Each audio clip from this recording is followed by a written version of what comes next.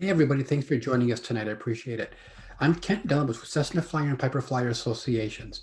Today we have Kevin Garrison, contributing editor with Cessna Flyer and Piper Flyer, and his topic of conversation tonight will be fuel management, the source, force, and course. Here is Kevin. There we go. I'm unmuted. Hi, everybody. Welcome. Let me share my screen and get that started. Make sure I get the right screen. Ha! It worked, kind of. All right. Welcome to the Source Force course. I'll explain what this means in a minute. I'd also like to welcome you to my humble writer's garret here in Lexington, Kentucky, a home office, where all the magic happens. And it's weird speaking to you this way. I've done it before and it was weird last time because I'm used to seeing your lovely faces and how you respond and who gets up and leaves and things like that. And I'm just going to guess that everybody's really enjoying the heck out of this and we're just having a wonderful time. And I'm going to press on. This course, this webinar course is brought to you by Cessna Flyer and Piper Flyer associations. And I'll go back to Cessna Flyer. It's a real hard web address. It's basically cessnaflyer.org or piperflyer.org. And I encourage you to go there and see what they're about. It's not just the magazine. They do tremendous service for their members. And I've been proud to be a part of them for off and on for, I think, 15 years or more. So really good people. And I hope if you're not already a member, I hope you give them a look. And that's the only commercial I think I have for this thing. So there you go. I'm your presenter. You already know my name, Kevin Garrison. I was a line boy in Lakeland, Florida from 71 through 74. Before 71, I was an airport bum. I'd bicycle out there from, I guess I was 11. And eventually they got so tired of me playing in their airplanes, they offered me a job. So not only am I familiar with fuel and I burned bazillions of gallons of fuel as an airline pilot, I've been covered in fuel. I've been soaked in fuel. I used to come home every night smelling like fuel and I loved it. I had a wonderful time there. And a lot of people, not a lot of people, some people ask me what my favorite job was, and this job as a line boy was right up there even with being an airline captain. I had so much fun, you would not believe it. And that's for another day. Tell you all about the fun. Okay, the reason I came up with the title Source, Force, and Course is based on the DC-8. That's the NASA DC-8 there. I worked for ABX Air until last year as a flight instructor / pilot examiner. I was an examiner on the DC-9 and I instructed on the 7.6 and the DC-9, but they also did the DC-8. And one of the DC-8s that we trained the crew on was the NASA DC-8. As a matter of fact, one of our instructors flies engineer on that. I left that job a few years ago though. And the reason for Source, Force, Course was from my flight engineer days. That's your basic DC-8 flight engineer panel. Give you a second to soak all the glory in. The Source, Force, Course thing is when they taught us the fuel system. I don't think they said this when I learned the 7.2 as an engineer. This is my second airplane I was a flight engineer on. But that's how we would move fuel. We'd have to have a source. We'd have to have fuel somewhere in a tank. We'd have to move it somehow with force. That would be, tank pumps, fuel pumps, and the course, where are we sending it? On the DC-8, the fuel panel, I have a pointer. I don't think the mouse works as a pointer on this thing, but the bottom third of the engineer panel is the fuel panel. The little handles with the X's and the big light bulbs and the dials and gizmos and all that.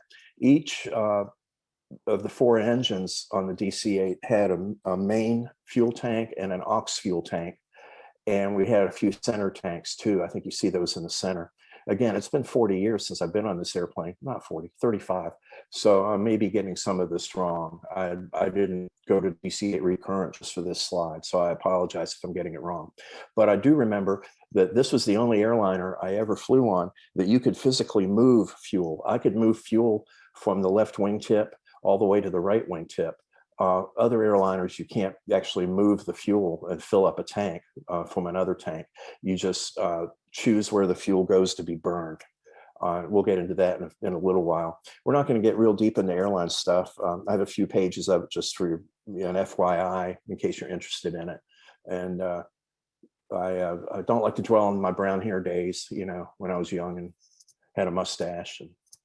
But I just found that an interesting concept. It's really basic, but it kind of, when it's bumpy and it's late at night and you're in bad weather and and the DC-8 had terrible lighting. They only had the red lighting. It's nice to have a little gouge to go to when you're trying to move fuel around. The other thing about the DC-8 before I leave this slide is this is pretty much the only airliner you could totally screw the fuel up and just cause a total disaster. The way you see it now, I think they have all the cross feeds open, all the fill valves open, and that's what you would do when everything goes to poop, because it just makes the entire airplane one fuel tank. Of course, I could be wrong about that. Like I said, it's been 3 decades or more. One more note about tonight. I'm not a chemical engineer or a petrochemical engineer. I gave a talk on aviation fuel for AOPA about 10 years ago in Houston, and I found that very quickly I didn't know very much about fuel because I was talking to like 100 petrochemical engineers. So I won't try to teach you chemistry, and I'm going to stay away from a few subjects like auto fuel STCs, other fuels like hydrogen electric, the warp drive, whatever. We'll just concentrate on today or this evening or this afternoon, depending on where you are, on plain old avgas and jet fuel. And that's plenty. We'll have plenty to cover. Maybe we'll cover some of this stuff. I think I have a snarky comment about auto fuel later, but other than that, I'm sure many of you may have it and you may love it. So I won't be too snarky. Okay. From the null report down the bottom left there, the safety report that comes out, the numbers for fuel accidents were 70 a year. And that was 3 or 4 years ago was the study that I found. And changing pages here. There we go. And I think that's misleading because I think a lot of other accidents are caused by fuel conditions. I think people who are low on fuel or are having trouble with fuel maybe hurry up a little too much and make bad decisions. So these numbers are just people who their engines quit because it didn't have adequate fuel or had the wrong kind of fuel. But the study actually said, I kind of was, it kind of confirmed what I thought. Over half of the fuel related accidents are just bad planning, just bad head work. And that's pretty much what we're going to discuss tonight is the head work part of it. Very few are because the gauge was wrong or a pump didn't work or, whatever. And many, I added this and I'm not the only one to think of this, but I think most fuel accidents happen due to magical or wishful thinking. We'll get into that a little bit later too, but you've gotten away with it before or whatever, or you just don't want to believe what's happening. Real basics here. And we'll go over some of these in more detail. The right kind of fuel, and that almost goes without saying, and we'll get into the different types of fuel in a while, and we'll hit this again too, but a lot of aircraft now are powered by diesel engines, and they are on the same ramp as aircraft that are powered by or fueled by avgas. And we'll get into some safety procedures that keep those two separate. But it's not unusual for an aircraft that looks like it takes avgas to actually require Jet A, and or maybe even the other way around. So that's not. It didn't used to be that much of a concern because it used to be pretty much any aircraft you saw on a general aviation ramp, unless it was obviously a jet, took avgas. The only problem is you might have given it the wrong kind of avgas. Enough quantity. We'll talk about the legalities of what you need. You got to have enough. I know it sounds pretty basic.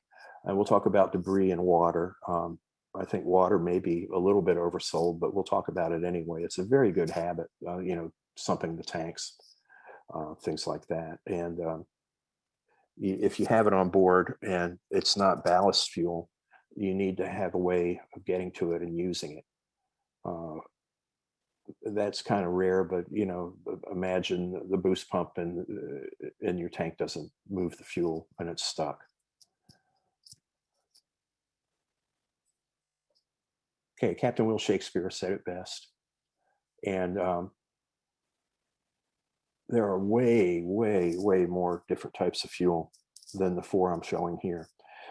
Avgas, 80 octane, we can pretty much write off. I don't think it's being produced anywhere. Well, from my studies, it said it wasn't being produced anywhere right now. It's gone away. And they didn't say 100 avgas is gone, although I'll be darned if I found it anywhere. It's probably either gone or it's on its way out. I don't get around a lot, but I do get around. I haven't seen it. Maybe you guys could comment on that. The one we all burn and love and just think is wonderful is the 100 low lead. That's the most common, I think. And we'll talk about the Jet A in a few minutes. They're all color coded, as you know from taking your private. And something you may not know that I used to just glory in when I was a brand new CFI was that if you take 50% of 80 octane and mix it with 50% of 100 octane, it turns clear just like jet fuel. And I don't think that's true anymore, but that just, back when I was making $4 an hour instructing, that was just amazing. On the jet fuel side, there are tons of different kinds of jet fuel, from JP4.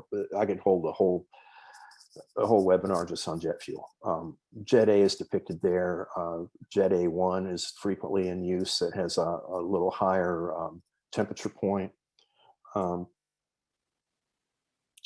If anybody, I wanted to review what octane means. This is about as deep into science as I'll get.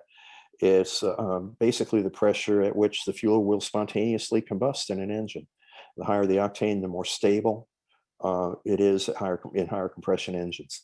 That is just putting a light sugar coating on the donut, I know. For historical stuff, I do remember from my studies of Jimmy Doolittle, I used to write about him a lot, that prior to World War II, he worked for Shell Oil.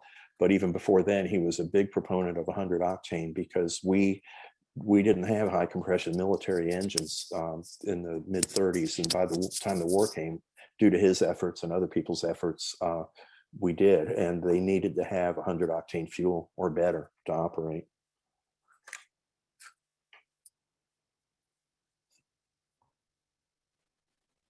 Okay, a little, if it won't fit, you must quit. The nozzles are different sizes, and you guys may remember this. The jet overwing jet fillers are bigger. The jet nozzles are wider, and you can see the dimensions there. And of course, they have a cautionary tale down there that a lot of some of the jet nozzles are small, like the avgas nozzles,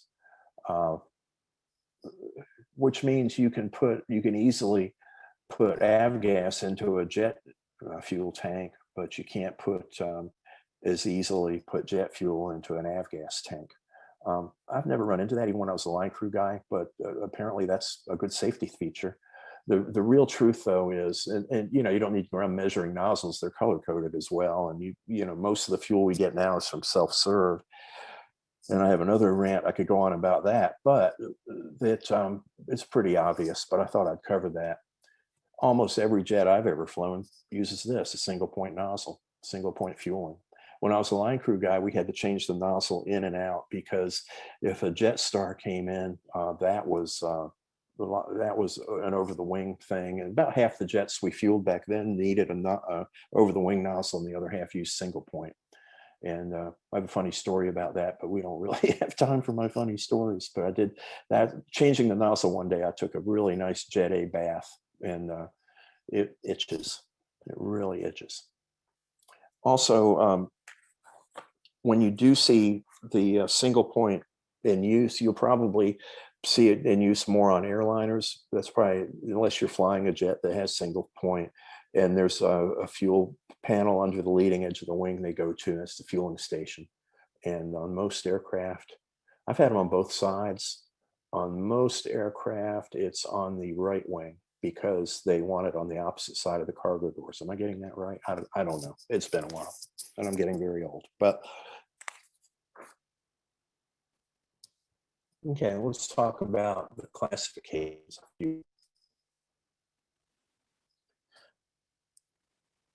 Every airplane I've flown, I think, has had a little bit of unusable fuel. Trying to remember on the Cessna 150, it was 13.2 gallons per side. I think it was 0.2 unusable. Maybe you guys could correct me. And that's just fuel you can't get to burn because of the geometry of the tank or how it's built. It's really not, excuse me, it's really not unusable because of your pitch angle or anything like that. Although if you're very low on fuel, most POHs, pilot operating handbooks, will tell you to limit steep banks and steep pitch maneuvers because you could uncover the fuel inlet thing in the tank and run out of gas, even though you have gas in your tanks. But if you get in that shape, don't tell them you know me, because I don't want you to get that low on fuel. Anyway, you know, you're familiar with that. Unusable fuel is also in the operating weight of the airplane, and it's in airline lingo. It's part of the zero fuel weight, along with the other stuff, other fluids that go with the airplane on airliner. That would be potable water, toilet tanks, you know, oil, stuff like that. Not coffee, but maybe it should have been. Ballast fuel. You guys probably almost never run into this. Usually this happens on longer fuselage aircraft that are jets. And usually also it's on aircraft that have swept wings because the CG changes as fuel burns. And I'm trying to remember if they load that if you're awful light. I remember they'd load ballast fuel on us if we almost had no passengers, because it would help us with the weight and balance. And we were not allowed to burn that fuel. You know, if I was on fire or if I'm over the ocean and there were sharks beneath me, I'd probably burn the fuel and try to control the airplane. But honest to goodness, you're not supposed to burn ballast fuel, which leads to another interesting thing to me, at least, because I ran into this a lot. I know you guys do it. You may do it weekly if you fly every week. That's you tanker fuel. In Kentucky, I'm based in Lexington, and fuel's $1 more than it is anywhere else. So I generally drop in and fill up at a closer airport, Cynthiana or Georgetown, and I'm tankering then. Really, the definition is you're carrying your fuel to get back out. You may not be carrying enough fuel to total, like say if you're doing a trip from let's say Lexington to Atlanta, and you have the capability of flying both directions with one tank of gas with enough reserves, and the fuel is $4 more a gallon in Atlanta, well, you probably tanker down there and just carry your fuel down there. Tankering has costs because you weigh a lot more when you're carrying the extra fuel, so you're burning more fuel to keep the airplane in the air and all that kind of stuff. We did it at my airline, at my first airline. We did it a lot in the 80s. And I won't get into the politics of it, but Florida came up with a really onerous fuel tax, and I think it was for airliners only, but I mean, it was expensive as all get out. So I don't remember picking up much fuel in Florida. We'd go, most of the flights I did back then were, you know, DC-9 stuff and MD-88 stuff, but Atlanta to Sarasota and back, we'd carry all our own fuel, so we didn't have to buy it in Florida. And I don't know if they did it for political reasons. They said it was cost, but anyway, tankering, if you're tankering, you can burn the fuel. And that was nice going to Florida too, because if the weather was awful, I don't know if I ever burned much tankered fuel, but I could. If I needed to hold for an extra hour, I had all kinds of gas. Very comfortable feeling to have an extra 2 or 3 hours worth of fuel, when we generally would plan much tighter than that, because as I said, carrying fuel costs money. It does on your airplane too, but we don't usually think about that. We, you know, I have 4 hours of fuel on my airplane. I top it off when I'm done flying. I don't really do a lot of super planning except on cross countries. Speaking of planning, how much fuel legally and morally and whatever do you need? We'll talk VFR first. That's the tightest restriction, actually. I'll bring up this note too. I know I did it on my last webinar on IFR holding, and I hope a few of you caught that. And you probably, if you did, you probably are wondering and marveling at how much I went on and on about fuel being time. The FAA thinks fuel is time. They set the rules not on how much fuel you have, but how much fuel you have in terms of time you can fly. Real basic stuff. VFR. Remember, it's destination plus 30 minutes. Easy peasy.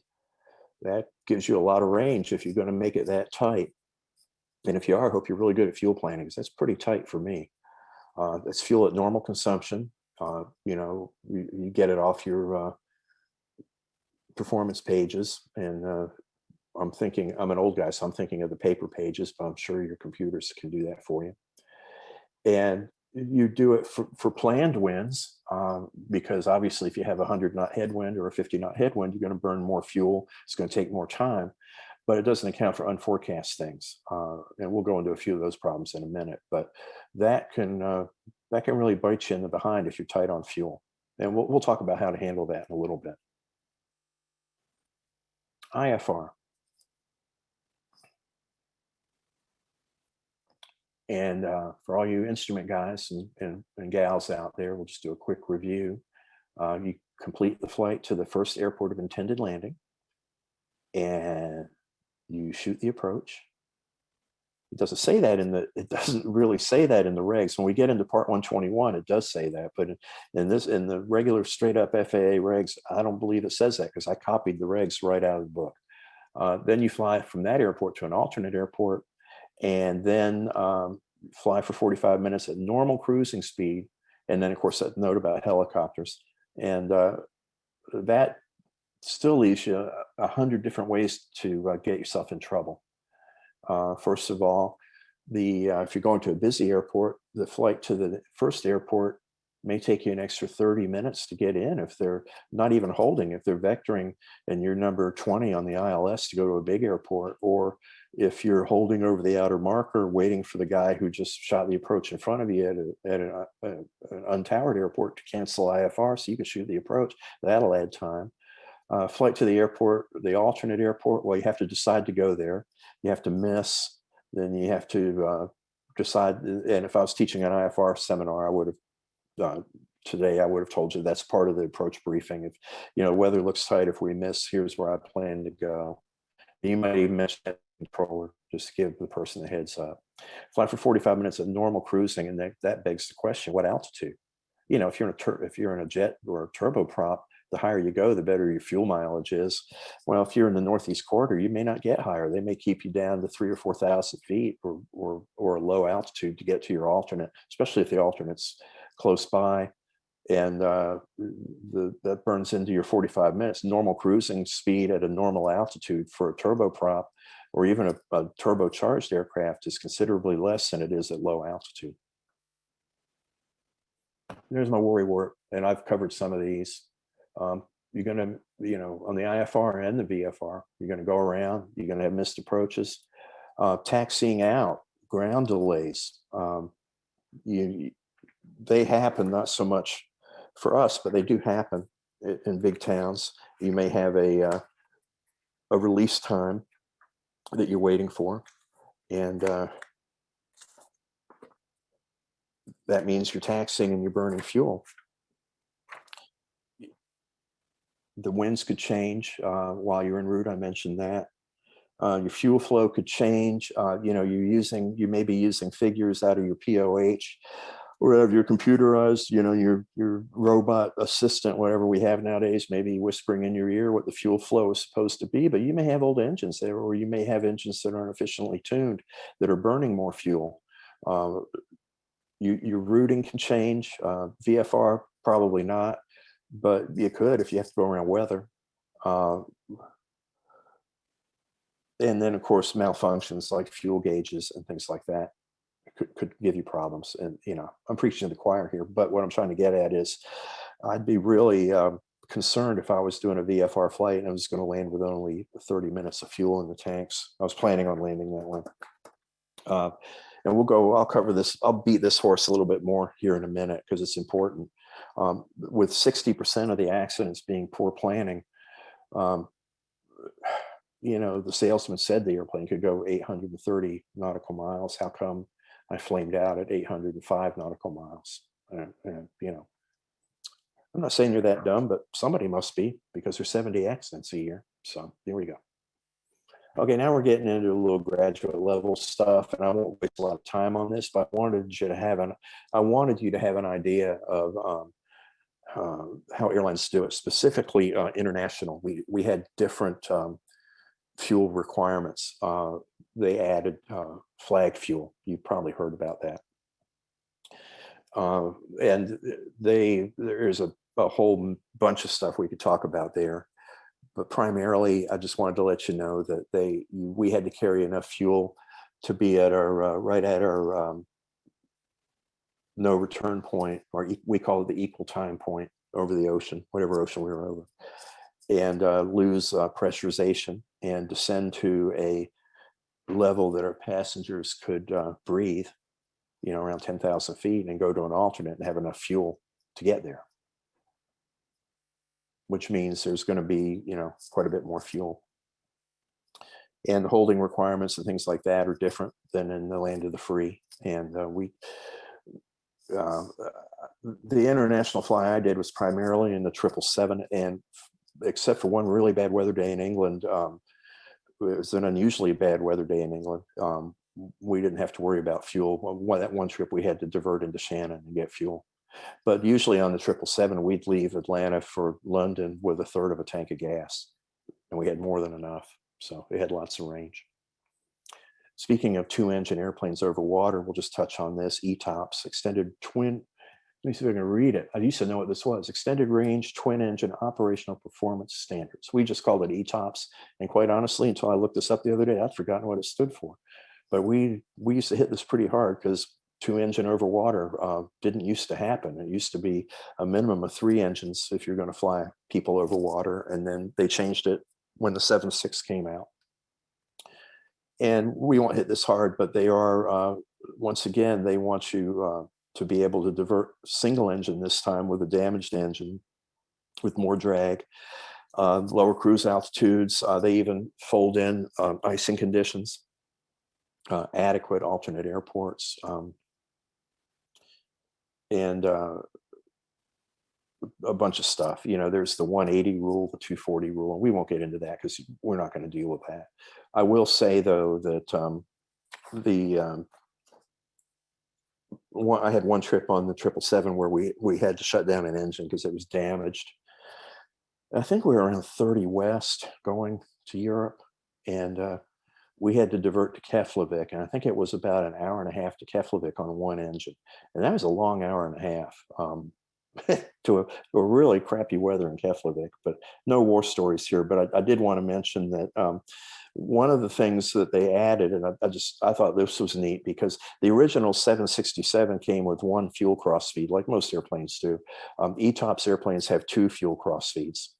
On the 777, it was called the forward and aft cross feeds.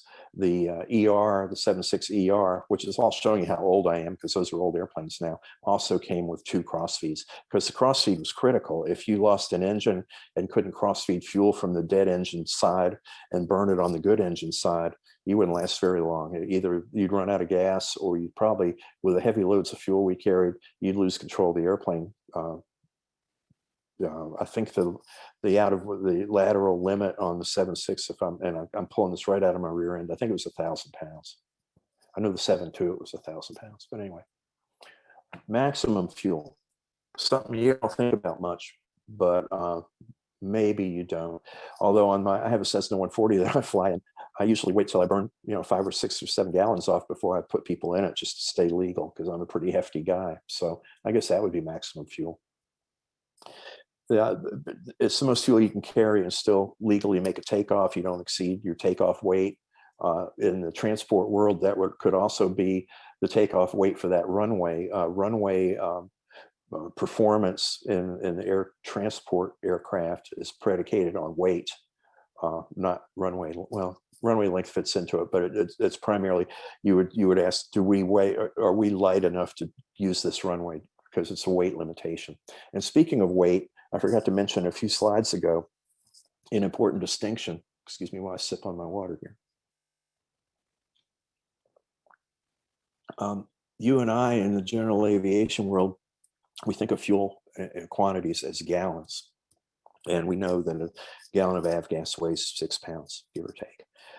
In the air transport world, in the airline world, and probably in the biz jet world, although I never was in that world, fuel is measured in pounds, not gallons. We would carry, 65,000 pounds to go to Europe.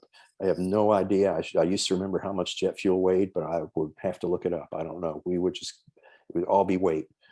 If I needed fuel because I thought the weather was going to be bad and they hadn't given me enough to get in, I'd call the dispatcher and we'd haggle over how much extra fuel I could put on. And by the way, at my airline, that never was argued. The only argument was it wasn't they didn't want to give me the fuel. We might be limited by maximum landing weight at destination, which is the bottom note here. That's another limitation. If you carry so much fuel and you still have most of it on board when you get there, you might be too heavy to land. Something you probably don't run into on your airplanes. One last thing you probably don't run into is Jet A the water particles in Jet A can freeze and clog up filters and kill engines. We won't waste a lot of time on this, except that in some cases there's an actual Mach number given to the crew. Transpolar flights deal in this, where you have to maintain a certain Mach to keep the total air temperature up and warm enough to keep the fuel from freezing. And that actually works because I've done a couple of those flights. And total air temperature, for those that you don't remember, the definition is in the bottom left. It's basically static air temperature corrected for ram rise, and that's the friction of the air hitting the probe. And if the friction of the air hitting the probe makes the temperature go up, well, the friction of the air hitting the wing makes that temperature go up as well. There's also fuel heat and stuff like that in the airplane, on aircraft engines. They use 13-stage bleed air, but we won't get into that tonight. I'll put a can of Pris there just for your enjoyment. I mean, can't have a slide without a picture. But I thought this is significant. Jet A freezes at -40. Jet A1, 47. Look at avgas, 100, -100. I doubt you're ever going to run into frozen fuel. I hope not. If you're burning avgas, if the fuel's more contaminated, it'll freeze sooner. So I don't really think in our world we need to worry much. I burn avgas. You guys mostly do, probably, and that's almost a non-problem. The Pris, understand a lot of times now, Pris is actually in the fuel. We used to sell it for when I was a line boy, back when I wore the jumpsuit. I forget how much it was, but we sold it separately, and it had a little nozzle. You guys may have worked with that. And the little Pris nozzle went over the jet fuel nozzle, and you had to push the button while you were running the fuel. And it was a big, especially in Learjets. Learjets seemed to really want to have Pris. I guess they had no fuel heat for their engines or something. But that was the deal. And I can't remember the last time I saw a can of real Pris, but maybe you guys have them. You flip through my pages here while you're enjoying that airplane. That airplane is one I flew. I must have had, I guess that airplane was November 54137. It's an Aztec. I flew in Tallahassee for years. I must have 1,500 hours. I took my ATP check ride in that airplane, and somebody flew it and sunk it. And I ran, you know how sometimes you look up N numbers if you're like a lonely person like me and don't have a life, and at night you're looking up N numbers to see what happened to your old flames, your old airplanes. I looked that up, and it really made me sad to see that thing underwater, but that's the one it said it was. So anyway, more about me, but probably a bad idea to look up airplanes you've flown, I guess. The one I soloed and got wrecked. Anyway, moving on. Sumps. Can't have a fuel talk about aviation without talking about sumps. I have had in the little airplane that I own, I drain the sumps a little bit every time I fly. I've had the plane for 5 years, and I keep it in a hangar, and I don't think I've ever had it out in the rain very much.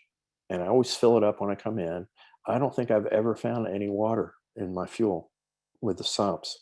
And it isn't to say I'm not going to find any tomorrow when I go out, or that I'm going to stop doing it. The habit of sumping the airplane when I pre-flight it is so ingrained in me. I'd feel really uncomfortable if I didn't do it.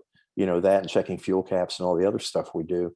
If you get into a deep habit like that, just keep doing it, because you know, it's a good safety thing. And in my airplane, since it's old, I always want to make sure the little sump isn't leaking too. So that's part of my walk around. And of course, you remember from your lessons, your primary lessons, that the fuel at the lowest part of the airplane is where you're most likely to find contamination, water contamination.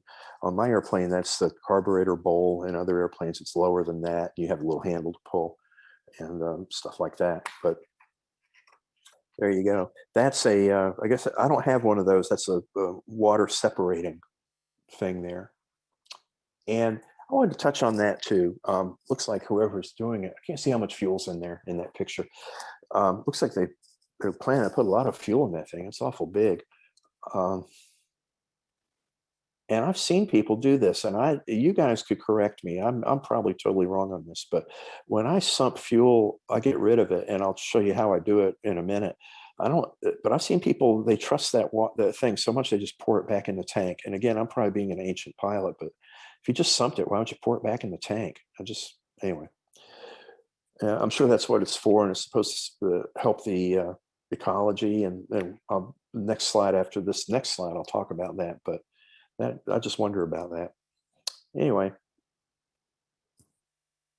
Oh, and back here, we look for color, consistency, you know, the old bugaboo, is it jet fuel or not? And we'll talk about that here in a minute. We'll talk about fueling security, and I'll nag you about that. But again, this is a ritual. It's kind of like when I was with the airline, when I was an engineer and a co-pilot, I did a walk around every leg, and I would always, when we had money and they hadn't laid off the mechanics, so I always passed the mechanic going the other way. We both did a walk around, and we hardly ever, I think in my whole career, I found maybe 3 things out of 20,000 hours of flying. It's a ritual, but it's a good ritual, you know, and this is too. I keep doing it, even though so far I've been lucky, I haven't had any problems with it. We talked about testing your fuel, and, you know, the kid obviously took a sip of fuel. I can't tell the difference in smell between different kinds of avgas. I can certainly tell the difference between Jet A and avgas. The touch test, I think AOPA calls it the napkin test, where you know, if you put it on a piece of paper towel, a little drop of fuel, jet fuel is oily and will stay there. Avgas will evaporate fairly quickly. We talked about the visual test, and of course the kid did the taste test. And you notice from the second slide in this thing, I was 16 when I started being a line boy, so I'm not going to tell you I never took the taste test. And I will tell you they do taste differently, but I don't think I would do that anymore. It just seemed like a fun thing to do back then, but it was the 70s. We did a lot of fun stuff. Anyway,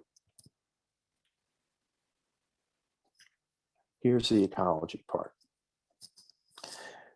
In the ancient old days, when I learned how to fly, we would sump the tank and just dump it on the ramp, and there you are.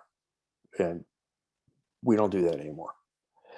And I mentioned the pouring it back in the tank, and if you're comfortable with that, go for it. I don't see anything unsafe about that. I'm just got the heebie-jeebies about that. What I do is I have a little fuel can. I put it in, and that way I can, you know, I usually put it in the lawnmower. It burns a little hotter than car gas in the lawnmower, but it works. And I haven't melted any spark plugs yet. So the little airport lawnmower, it gets my sump gas. And I would just do that. We're way past the time where people are dumping fuel on ramps. So that's the only thing that, you know, I and Woodsy are going to harp on about. It's a bad thing if other people see you do it, because it kind of speaks towards your attitude.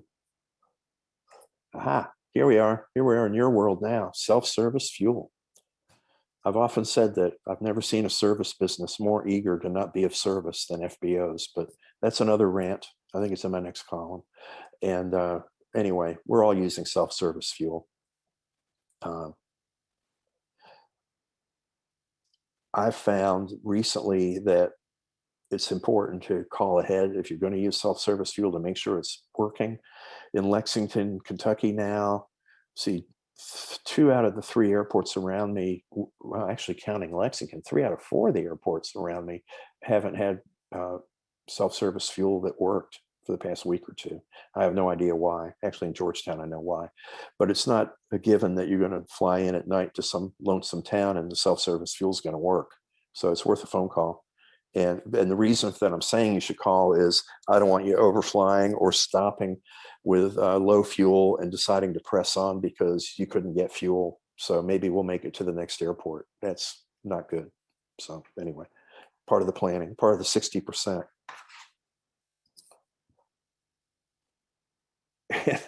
Self-service, I call it the static line. That's actually a misnomer. I think it's called a ground line. They actually, passengers of mine in my little airplanes, and when I instruct now, wonder about that because we don't ground our cars. But then again, we don't drive our cars over 100 miles an hour through precipitation and build up static as much. And there's probably a bunch of other reasons too. I will tell you that when I was a line boy back in slide 2, I was gingerly carrying a ground wire up to a Huey that was, the rotor was still going. We used to have double green stamp days in Lakeland, and all the Army guys would come in, and sometimes we'd have 20 Hueys on the ramp buying jet fuel because they could get green stamps and get stuff for their houses. And I approached this Huey, and I think I got within a little bit less than a foot of it, and then I got jolted back because the electricity jumped out of the skid and knocked me back. So it is a thing. So I encourage you to use it. Other things you need to think about. And I remembered this the other day. I hadn't shocked my airplane. I'm up on the wing and I'm pushing on it. And my airplane's slowly going backwards. It would have been a really neat comedy thing. Ladder. A lot of these self-service ladders aren't very good. And when I say, please take your time to do it safely and correctly, I know you're going to do that. But something came up the other day. My friend, Jamie Beckett down in Florida had a really good article in General Aviation News. I hadn't thought of this, but as CFIs, flight instructors, I've always trained my students to how to use a self-service pump. And at first I thought it was silly, but then I realized, well, I grew up pumping fuel. So I got pretty good at it by the time I graduated high school. A lot of people have never pumped fuel in an airplane, and the self-service thing is kind of daunting, and the hose reel's weird and all that. If you're a CFI out there, think about that. Bigger flight schools, you don't have an opportunity that much to fuel, but take your time and show your students at least once how to operate a self-service fuel pump, because they're going to be doing it in the real world. And it's way easier if they're taught, way safer too. Okay, here were you rich guys that are buying full service. When my back hurts, I buy full service. Now, I'm not saying not to trust your line crew, but I love the guys, but I don't trust them. And I was glad when I was a line crew guy that people didn't trust me. I always want to be present when they're fueling. Usually if I'm out of town, before I put the airplane to bed, I want to have it fueled if they're still open. And not only does that cut down on condensation overnight in the tanks, but I was there watching them fuel, and I can check the caps and all that kind of stuff. And double checking fuel caps, they should not be upset that you do that. And you certainly should do that. There's no better way to lose fuel in the air than not have a fuel cap on. And I'm living proof of that. I've had that happen to me. Actually, the fuel cap kind of crapped out. But anyway, here's something we did when I was a professional pilot. And I encourage you to do this if you're not already doing it. If you put an airplane to bed at night, either at home or on a layover when you're away, take the time when they're getting ready to fuel it, do a quick walk around. You might find, and not just stuff they broke, I'm kind of making a snarky comment there. With my airlines, we would do a quick post-flight walk around just to see if there's something that needed fixing before we went out in the morning. Not a bad idea for you guys too. If you come up on something, you could make some calls and, be ahead of the game. Of course, I know you want to get in the hotel van or go see your family, but it's worth 10 minutes of your time. It's certainly worth it to make sure, to watch them fuel it. Not only do you get the same kind of You know, you want to make sure you get the right kind of fuel and all that kind of stuff, but you get to know the line crew. And I think when I was a line crew guy, I tended to take better care of airplanes of people I had just talked to than people that threw me the keys and yelled at me and left. Anyway. Okay. I talked about overflying. Some people overfly airports where they can get fuel because they think it's too expensive. The fuel planning aids we have that show you the fuel at different places, the fuel prices at different places, that's very valuable. I use that. But if I need fuel, I'm never going to overfly a field to get cheaper fuel. I'm just going to go get the daggum fuel. It's just not worth it. It's a false economy. The thing about domestic flying especially is if you put down a yardstick on a sectional chart and draw a line of your route, you're going to probably count 20, depending on how far you're flying, you can probably count 10, 15, 20 airports within gliding distance of your route. And you know, most of those probably have fuel. So there's really no excuse, especially VFR, there's really no excuse to run out of fuel. You're flying over hundreds of gas stations. I have a note here about autogas, and I won't go into that, except autogas chemically is different than avgas, and you guys that have the STCs know that, so you're already aware of that. You know, seasonal gas, it's mixed differently for winter than it is for summer, and a bunch of other stuff, but people fly with it. If I did it, again, I'm a very super cautious guy. If I had a auto fuel STC, I might put it in my left tank and take off and land on my right tank and just use it in cruise. You can save money. So yeah, back to magical thinking. I've fly with a friend that I've had this conversation. It was fueled last week, you know. When I first got my airplane, it had the float gauges, and we'll talk about gauges in a minute. And I went out one day and the gauge in my wings said 0. And I thought, the gauge is wrong. I just put gas in it last night. I'll just go flying. And of course, I caught myself being me. I'm a coward. I wanted to check it. So I got up on the ladder. The fuel tank had no fuel in it. It had leaked out through the gas, through the carburetor. The little something down there had leaked the entire tank out. So I check the gauges. I mean, I check the tanks. I do the sticking the finger in the top to make sure it's full if it's full. And I even have a dipstick to check it, even though the gauges are accurate, and I have the fueling slip. Tanks have more fuel than the gauges are showing. That the gauges are pretty accurate nowadays, and we'll talk about digital gauges here briefly in a minute, and how accurate they are. But yeah, that's not true. Usually what happens is you look at the gauge, you see that it's low, and you engage in this kind of thinking that, no, that's fine. It's just not telling me the truth. Anyway, I've made it this far before, unless, yeah, probably with a tailwind. Maybe one will come up. And I talked about the engine burn and blah, blah, blah. Gauges. We older pilots always consider fuel gauges being accurate. That's not true necessarily. My airplane are kind of inaccurate because they're the float type, but digital gauges now are very accurate, up to, 1/10 of a gallon, I hear. But that's really not the point. And with the airline, our gauges were not only pretty accurate, but we'd routinely stick the tanks. And there's a little, on the 727, it was a drip stick. They are on the bottom of the fuel tank, and they could actually physically measure the fuel in the tank. We generally only did that when there was an in-op gauge, but you could ask for that to be done. And we had fueling slips, so we had a pretty good idea how much fuel we had all the time. Even if a gauge was in-op, we knew pretty close. So that's not irrelevant. What's relevant is what you do with the information that it's giving you, not whether it's super duper accurate or not. Because if you're flying down to 1/10 of a gallon, then you probably shouldn't be flying with me. Old habit, it's a good habit. Hack a clock. I have a little clock, and looks a little bit like that. And I hit it on takeoff, and I hit it again on landing. I know there's taxi in and taxi out fuel, but that's not the main reason I hack the clock. Main reason I hack the clock is just old habit. I flew international a lot, and when we'd take off, we'd hit the clock. We'd start the elapsed time, and we'd shut it down when we landed. And it's good for me because it gives me an idea when I'm getting ready to switch tanks, things like that. And the timers now, you can time individual tanks. And it just helps with fuel awareness. And I know the gauges are fine, but for me, it helps. And timing the tanks helps me too.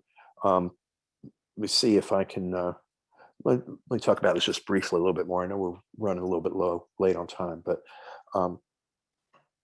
when I fly cross country, I primarily use one of the computer services, and I print it out because, as I said, I'm a Neanderthal, and I keep track of the fuel. You can have a how goes it on your fuel, especially on a long trip, and see, hey, I'm over Memphis. My fuel on this thing says I'm supposed to have 32 gallons. What do I actually have? Oh, I have 33.5 gallons. That's good. I'm plus 1.5, and I put a plus 1.5. There's been times with the airline, of course, we did this every time on long trips. There was a time going to LA from Cincinnati on the 7-2 that it turned out we had to stop in Phoenix because we were running that, and it looked like we were going to run out of fuel because turned out we had an extra 100 knot headwind that they hadn't planned. So I know it's a nitpicky thing, but it leads to fuel awareness. I'm a worrywart, and if you caught my last webinar on holding, I went full worrywart on you guys. You can't worry enough. You don't want it to be a detriment to your flying, but you should always be thinking way ahead of what's going on. As a matter of fact, whenever you get rerouted or something happens, the very first question with you, or if you're by yourself or with your other crew members, do we have the fuel to do this? That happens a lot, especially if you're going into a big city. They'll reroute the living crud out of you, and you got to figure out, gee, we're kind of tight on fuel, and we're going to have the fuel to do this. During relative high fuel price times, they used to give us less VFR. They called it no alternate fuel, and I think I've had to divert more for fuel in good weather than I did in bad, because we would just get a hold or something. Next thing we know, we're getting too tight on fuel. So just think ahead. Not a problem. Good old Rene there, Captain Rene Descartes. I'm not very good at French. I only took it for 4 years. I've seen this. People are embarrassed to admit they don't have enough fuel, or they get advice. I'm not saying my company did this, but I've seen guys get advice from a company and not crash or anything, but just make bad decisions. They wanted the ground to tell them what to do, and your fuel state is your deal. You're the guy that's going to slide to a stop in a cornfield if you do it wrong. So it's up to you. So don't be embarrassed. Don't be so mission focused that you can't see, if you're pushing it and pushing it and pushing it, especially at night or in weather, take a deep breath and go get some gas. If it's weather like thunderstorms and you're heading towards thunderstorms, that hour you spend on the ground, maybe just enough for the weather to clear, so you don't have to worry about the silly things. Or maybe they'll go over your head and go the other way. There's, we talk about get home-itis and stuff. And I've flown with, the ego thing. I've flown with just plain old jerks that don't want to consider the fact they may be wrong. And you have to, if you're a crew member, you have to forcefully remind them how dumb they are in a nice way so they accept it. Anyway, I hope you caught the joke. Took me a while. Planning is important. I'm hitting this a lot, but again, think about it all the time. So IFR, you're going to be holding. VFR is the place fogged in a little bit. Am I going to have to, circle this shopping mall for half an hour? When should I decide to divert? At what fuel level am I going to decide to bug out and go get gas? Like I said, internationally, you don't have a lot of choices because you're usually over an ocean. But domestically, you might go to an airport you haven't been to before, and you might really like it. I'd rather face weather or a long delay with fresh fuel, full fuel tanks and an empty bladder, and feeling better, and just had a diet soda or something, worrying about it, and just getting in with minimum fuel. Older airplanes and airplanes that are out of shape, different winds. Are you burning the fuel at the rate you think you're supposed to be burning it? And then are there ways to stretch what you have? And I won't lead you to any particular products here, but we'll hit that slide. There's a few ways, just be thinking about it. Generally, a higher cruising altitude, if the winds are favorable, will give you better gas performance. You could find better winds maybe at a different altitude. Reciprocating engines, lean. I'm a proponent of lean of peak. I know it's like a religious war. You're either all for it or you're not for it. I also, I forget the term, but I don't fly square. I fly over square in airplanes like 182s or stuff like that. I'll fly over square. It was good enough for Lindbergh. He did it in World War II and taught the P-38 guys, and they had the range to go take on Yamamoto. Slowing down gives you better fuel mileage a little sometimes, depending on your aircraft. Direct routing, we all have GPSs, and if you don't already have direct routing, which is easier to get nowadays, but you're on a route that is kind of convoluted. Every now and then you could just gently ask ATC if you can go direct someplace that takes miles off your route. Keep in mind, it's not always the most efficient based on winds. And a lot of times ATC will turn you down because it's actually going to slow you down. If you're going direct, they may have to slow you or vector you a lot. So it's not always the best, but it's certainly worth asking for. In the very, very old days, I know I'm telling a lot of stories, but we would take off we do the all-nighter from LA to Atlanta in the 7-2. And as soon as we got to center heading eastbound, we generally say something like, hey, we're heading bug equipped. How about 089 direct Rome arrival? And usually, 2 a.m, they'd laugh and give it to you. So it's not hard to get direct routing. I can't say this enough, and I've said it a lot, and I've always said it about me. And so far, I've been lucky. You don't want to be the person that runs out of fuel. It's just embarrassing, especially, like I said, you overflying gas stations. It's just not worth doing. I don't know how I could tell you more than it just makes you look bad. And I'm trying to remember if I have that here. No, I don't. I took it out. It was a slide in poor taste, because I remember one of the military guys I flew with once telling me it's better to die than to look bad. And of course he was joking, I hope, but I think people think that way sometimes. They just don't want to look bad. They don't want to look bad in front of their passengers or their spouse or the other crew or whatever. Now, professional crews, I've never really run into that much. I mean, the reason we've survived so long is we're just big giant chickens, and we don't get paid. We didn't get paid any more for pushing bad weather or making bad fuel decisions or closer fuel decisions than we did just being very conservative. Actually, we got paid more. We got paid by the minute. So if we flew a little extra to get the job done safely, we got paid more. It's a good deal. I hope I covered this kind of for you guys. I know it's not real specific. I think if I went through the main points, I'd want you to remember that, what's the old joke? You can't have enough fuel. You can't have too much fuel unless you're on fire. Don't see the other one was 3 things you don't want are air above you, runway behind you, or fuel left on the ground. I have one about a captain watching a sucker burn, but I won't go into that. But anyway, when in doubt, put fuel on board. It's almost every accident I can think of recently. It's just bad things can happen to you in the air, but don't do it to yourself. And with that, I'll leave it open to questions. And I think Kent's going to step back in. And if we have questions, I hope you do, I'll be happy to answer them. Thank you for coming. Hope you enjoyed my office. And again, I'm sorry I couldn't see you guys, but thank you. Great. It was a great presentation. I think fuel is one of those things that people, obviously in our arena, pilots know to be safe. Don't take it for granted, and you brought up a lot of good points of the get there itis. Don't do that. I know Steve Ells has mentioned that too. Just be safe, be a smart pilot. One doesn't have to be a hero. So there's a question here from Merrick who says, any advice on fueling from your days as a line boy? Yes. Actually, I guess we can hear me. The little microphone's turning green, so I guess you can hear me. Yeah. Let me think here. And not being facetious or any other funny, hard to spell word, I do remember, and I still do this. I don't see other people do this a lot. High wing airplanes, I put the fuel hose over my shoulder and walk up the ladder with it over my shoulder. That way I don't end up scraping the top of the customer's wing with the fuel nozzle, because you're bound to lose control of it at some point. And I want to get high enough I can see down into the tank so I don't blurp 10 gallons of fuel over their wing. See, I mentioned the ground wire.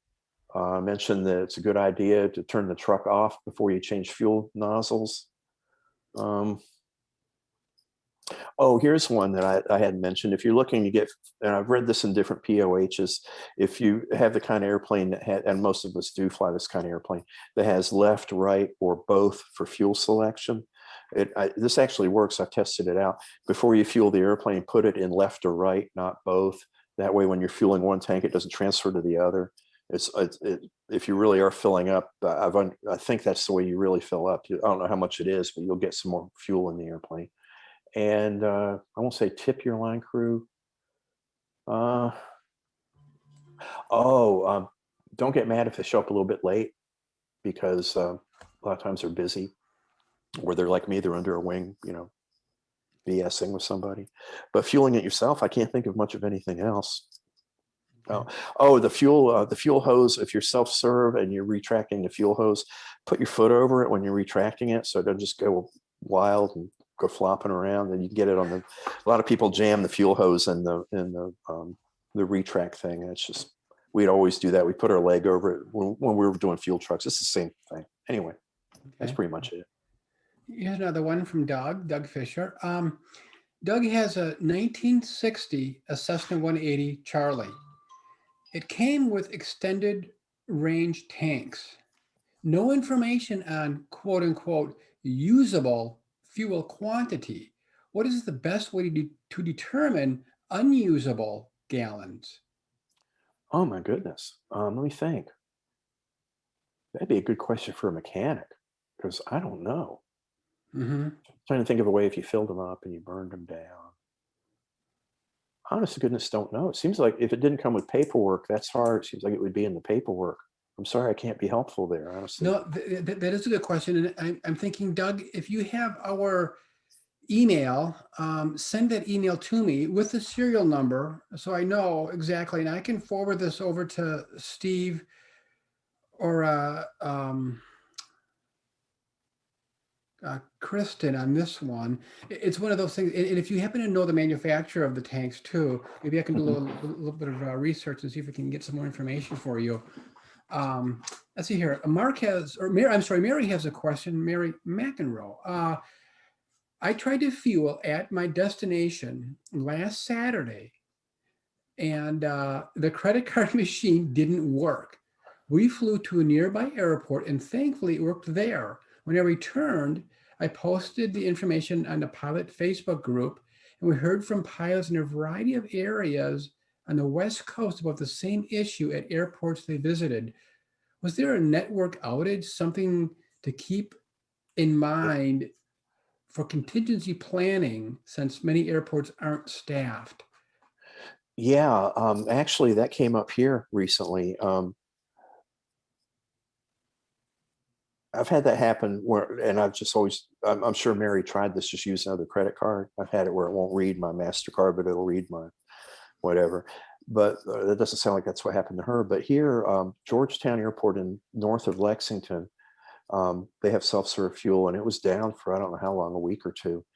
And they checked it mechanically, and it was a network problem. Apparently, there was another Georgetown airport somewhere. I know there's one in Texas. I imagine every state has a Georgetown. And the computer got it mixed up and thought our Georgetown was the one in Texas or whatever. So if you put it in your credit card and asked for fuel, it wouldn't give it to you because it thought you were lying, that you were 800 miles away, so it couldn't sell you fuel. Oh. So I don't know how to mitigate that other than call ahead. Okay. Oh, that's interesting. That's interesting. Okay, I lost reception a little bit there from you, Kevin, but I'm going to move forward. Probably able to catch up here. Let's see here. Wings credit.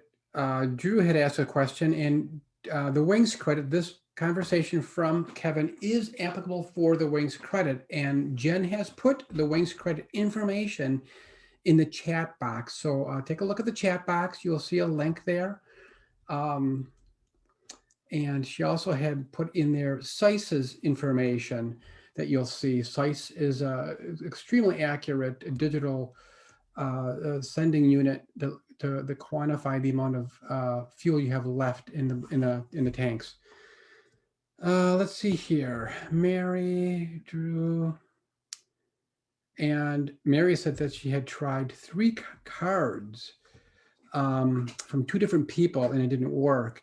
At this moment, Mary, it looks like we may have lost reception from Kevin, but obviously this is some kind of a problem with some, maybe local FBOs, or as Kevin had stated, maybe it's a internal thing that maybe just the FBO. Who knows? It could have been a server was down for their Wi-Fi. I don't know. It seems a little odd, but Kevin had a good point. Maybe just call ahead to make sure everything's working fine, and just have enough fuel to get to the next place, I guess. And Doug Fisher has a FYI. He said, I found out the hard way, 98 gallons total. The engine went silent with 13.5 gallons in the tanks. He had been told it was 6 gallons, was deliverable, was deliberately trying to determine unusable. So it was on a downwind and it made a great quiet landing. Hopefully this is useful to others. Thanks, Doug. Yeah, I think that's good to know, obviously. For those with tip tanks, most of the people with tip tanks know what their quantity is, but for those that have purchased a plane with tip tanks that are not aware of it, if you're looking for some technical advice on that, send me an email. I'd be happy to look into it for you. I don't always have the answer, but I can go sometimes to technical publications and find Textron technical publications and get some answers for you there. Or if I have the manufacturer of the tanks, if it's in your logbooks of who installed them, I can do some research there as well. I know Steve Ells is a great wealth of knowledge with some of these old tidbits of information. Let's see here. It looks like we're done with our Q&A box. Michael Riley had a question of Cherokee 6, 4 separate tanks. How old is too old for fuel in the tanks? Never fully emptied full tanks. In the chat box, we agree. At this moment, we have lost Kevin. We're not sure why. But what we can do, Michael, you've got a couple questions and another Michael in here. Actually, we have two Michaels here. If you guys want to take these questions, email them to me. I'll forward them over to Kevin. Be happy to do that and answer these for you. It'd probably take about a day or two. Not a problem. And my email, I don't see it, but it's Kent like Superman, Kent at aviationgroupltd.com. Send me your questions in an email and we'll get the answers for you. That's easy to do. Like I said, a little technical problem with Kevin and the reception right now, but it's kind of like what happened with Mary and a credit card. But I think that is about it. Let's see here. If anyone has trouble getting the wings credit, please contact Jen. And Jen's email is jen at aviationgroupltd. And mine is Kent at aviationgroupltd.com for those that have questions that we did not have a chance to answer because Kevin had fallen off the radar here. But, things happen, no big deal. Jen does have the link. Again, if you have problems, reach out to Jen. And she also has SICE Corporation. SICE is a supporter with Piper Flyer and Cessna Flyer, but they have this, gosh, I want to say electromagnetic, but that's not it. They have this new technology that's been out for a couple of years now that's in OEMs and such, but it's highly, highly accurate, down to, I believe, 1/10 of a gallon for fuel qualifying or quantity.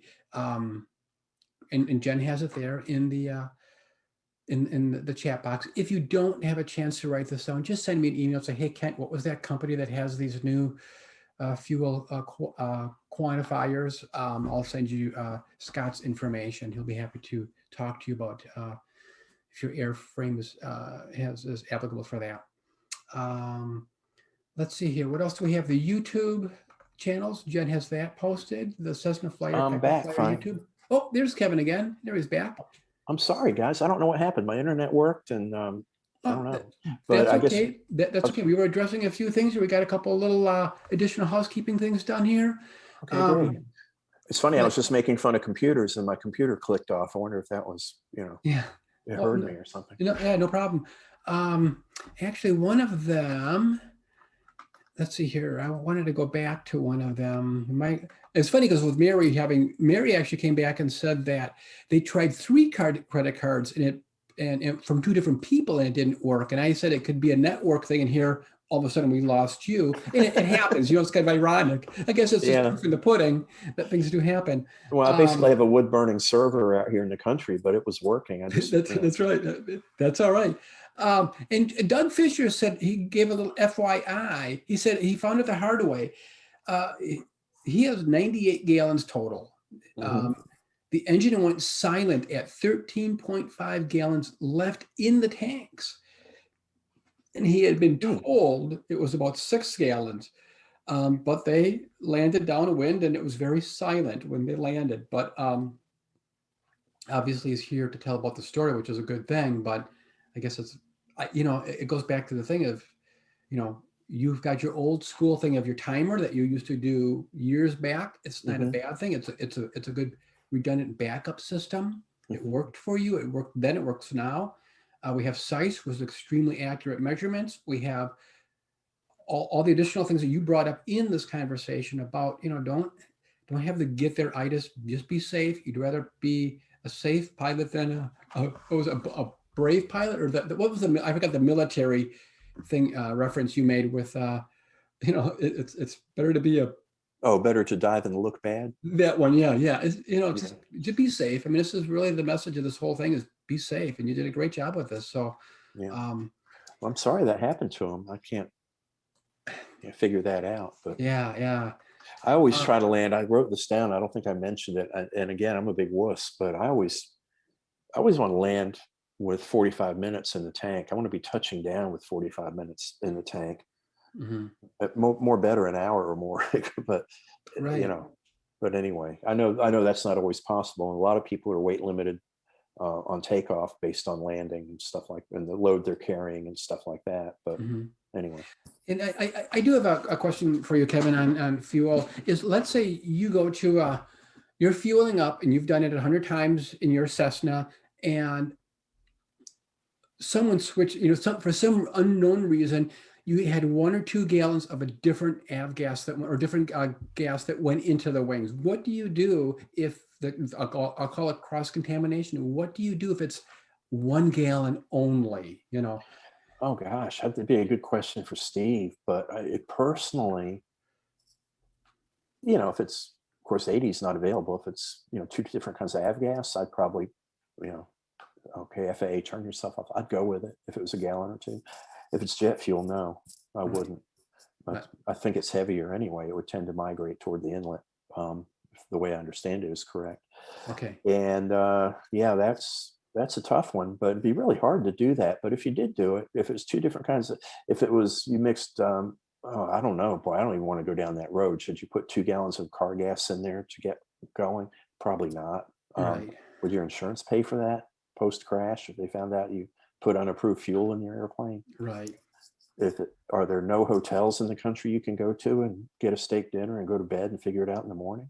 I mean, True. I True. always look in.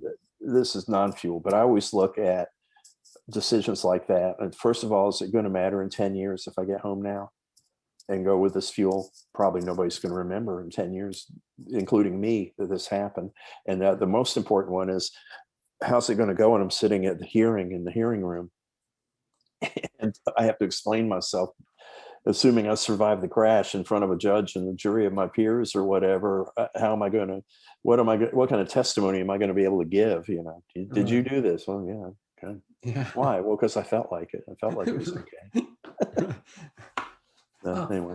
there's a gentleman named Merrick who has just a comment. It's not really a question. He says he has a friend who ran out of gas using the time method, but forgot to lean the mixture. Yeah, that'll do it. Yeah. Yeah. Um, that's a huge difference. I'd have to, um, I think in the question section, I can mention, I kind of adhere to, there's a guy named Mike Bush, and you're probably aware of him. And he does some good work on that. Mm. Leaning, I lean, and again, just because I do it doesn't mean you guys have to, but even in my little airplane, I lean taxiing out. I get it to where it's almost running rough taxiing out. And I think it keeps my spark plugs a little cleaner. I don't think it saves much fuel.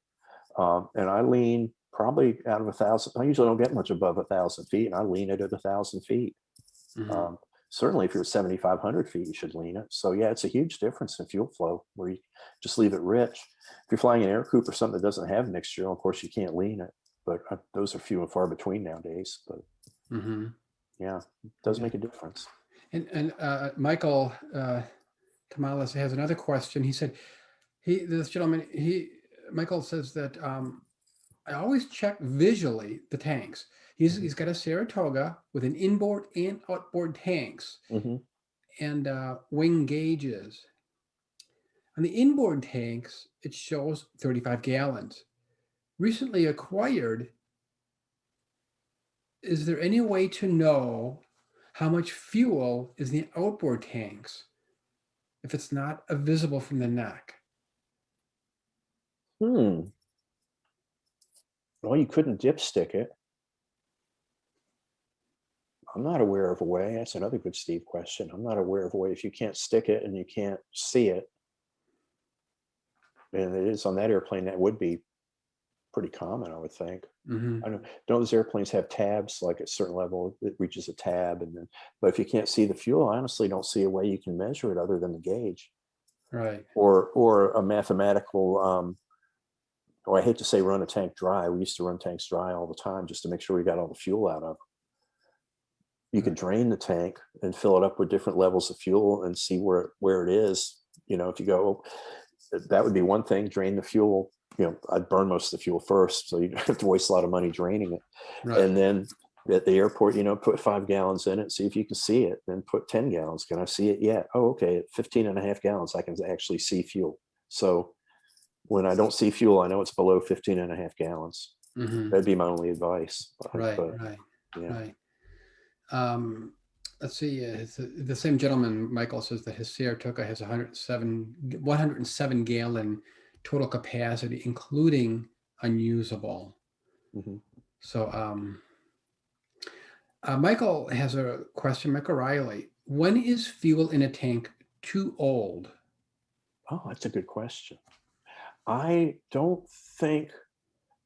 Oh, how old is old in avgas? I know that's a problem with the auto fuel STC, is that fuel breaks down faster and doesn't have a good shelf life. And avgas, I know it can be quite a while. When we rebuilt my airplane, we had a little bit of fuel in the tanks, and we actually we didn't burn it. We cleaned it. That's one part of the rebuild. We drained the tanks, but when we drained it, it looked like regular gas. It wasn't gummy or dirty or anything like that. That'd be a good question to look up a manufacturer, like an avgas manufacturer. I'm sure their literature would have that. Like if it's been in that hangar all winter, is it still good? I think it is. The petrochemical people I talked about that were in Houston told me that, but I can't come out and say for sure Mm-hmm. for this gentleman. But anyway, I don't think it goes bad. It certainly doesn't, evaporate to the point where it's more concentrated or anything like that. So Yeah, I think Shell. I think Shell has like a Q&A thing that anybody can post a question on their website, kind of like oil or petroleum. Just going to one of those questions, which is a good question. it's an excellent question. Yeah, Yeah, especially right, after right. COVID, with everybody not flying as much. And Yeah, yeah. So let's see here. I think we've answered the questions. I'm looking at the um, chat box. mhm. We covered the things that we needed to cover there. Mentioned size about this as being applicable for the FAA wings. If anyone has questions, reach out to us. We'll make sure of that. Okay. And then the YouTube channels, I think we're pretty much covered with that. Yeah, excellent. Okay.